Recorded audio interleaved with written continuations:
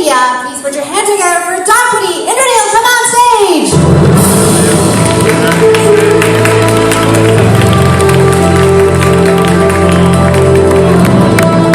Welcome, welcome. And you may start after this final countdown. In 3, 2, 1. Good evening, ladies and gentlemen.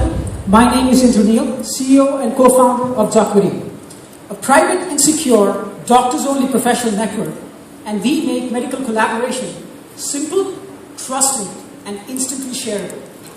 To explain how, I want to tell you my story.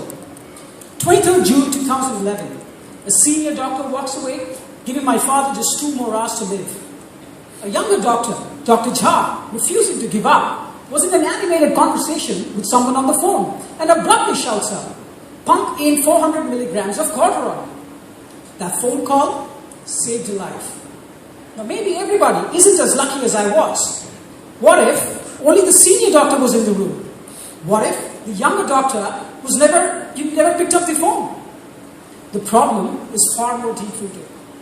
Medical collaboration today is ad hoc. Through conferences, that phone call. Learning tools are obsolete, and the problem is further compounded by the fact that doctors gain experience from who they know and where they work. A typical intern shadows about 2 to 3 senior doctors to gain experiences. Why can't that be 20, 200, or 2 million experiences to gain from? Social media solves the problem of reach, but is impeded due to the lack of trust and the security guidelines governing the medical industry. And that's where Docquity comes in. Simply put, we are the reach of LinkedIn coupled with the simplicity of WhatsApp built over a HIPAA-secure mobile platform. And we are combining all of this together and making it exclusively for doctors. It's 8 a.m. Dr. Jha, while sipping his morning coffee, clicks on what's trending and goes through the curated cases and notes related to his specialization. If a particular post interests him, he could trust, comment, or perhaps connect with that doctor. It's about 12:30 p.m. Dr. Jha gets a call from the emergency. While on his way, he checks the patient's records on the hospital ER group and then takes a second opinion from one of his trusted connections and asks whether an anticoagulant can be provided. His connection replies with a no-go. He immediately checks his ER group and checks the connections and asks and figures that in such a condition, a high dose of cortisone can be provided. And he does all of this while being on the job. It's 8:30 p.m. Dr. Jha, like any other doctor, thrives on peer recognition.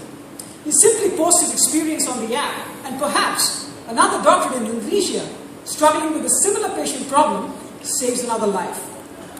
That's not all. We are rapidly indexing the experiences and treatments shared by our users and making them instantly searchable. Think about the possibilities. Think about the number of lives that this could save. It's 2 months, 2,000 users, and we have exclusive partnerships with the Malaysian Medical Association and jobs. This gives us access to about 70% of the Malaysia market.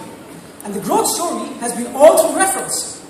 Post going live, MMA has sent letter of referrals to 4 medical associations within the ASEAN region, and Singapore has already started trials. Now, while these strategic partnerships are helping us to create the barriers of entry, our doctors have already started to connect and collaborate. 1,000 plus professional connections, 216 specialized groups, 35,000 private messages exchanged. And the real reason is because we are differentiating. Doctors in our network already know and trust each other, giving us the high engagement from day one. If you know how to use existing social media, you already know how to use Docquity. And we're doing all of this within a HIPAA-compliant platform. Now, pharmaceutical companies spend about $250 per month per doctor on engagement via medical reps. With Docquity, we give them a highly specialized digital engagement channel. At about 8% of the current cost, pharmaceuticals can set up dedicated content channels and be able to run specialized and highly segmented campaigns like drug launch, mobile detailing. This market is growing at 32% year on year. And you know what? We already have a paying customer.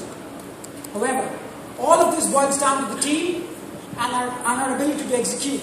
What gives me confidence is this team has known each other for the last 14 years, and this is our second startup together. And what's more, our early users are joining us as medical advisors and shaping the product. We are live, we are gaining momentum, and our customers are talking about us. I want to leave you with one little question. Do you want to be part of a revolution where technology and experiences can help standardize medical practices? Let's talk. Thank you. Thank you very much, Neil from Docquity. Be on stage and pass it over to the judges. Can you tell a little bit more about your team? Okay. My team is basically three co-founders. Amit Vittal, who sadly couldn't come down here because he's actually having a knee surgery over the last 2 days, but I guess he's still pitching there. Amit and I were batchmates from college, from Symbiosis, from 2001. Amit and me, this is our third startup together. We have done one mobile gaming company which didn't really fly. And then back in 2008, we met Abhishek, who's our CTO. And the three of us launched an application called as Voice on Facebook, which was specifically around it was specifically to launch voice-based messaging on your Facebook wall, especially targeted at users places where data charges were higher at that time. We had a few customers, and we had to shut down the company because we were not able to collect the cash from these big telcos. And then back in 2013, we started dabbling around with Docquity. The team kind of shaped up, and Abhishek was already running another company at that time called as Docquity, which was more about taking offline vendors and getting them into market. And we came back as a team together. We took that platform, we built out Docquity, and here we are. Do we have any other questions or comments? So, can you talk a little bit about the trends for the markets you target on in terms of the advertising spending from the pharma and the health industry? Are they going up, or sideways, or flat? For example, in China, they're going down. Great. I think, I have reports from 2014, 2015, but I'll get down to the specifics. The total spend was about $70 billion marketing spend. Of this marketing spend, about $44 billion was spent on the physical medical representatives. Right? Now this market, this digital advertising, the digital market that I talked about is not the banners, it's not just the ads that are going onto the channels. What I'm talking about are three concepts. Mobile detailing, which is what the pharmaceuticals do. They start these dedicated, they do this face-to-face, they're taking this digital. Number two are the new drug launches and the campaigns like that.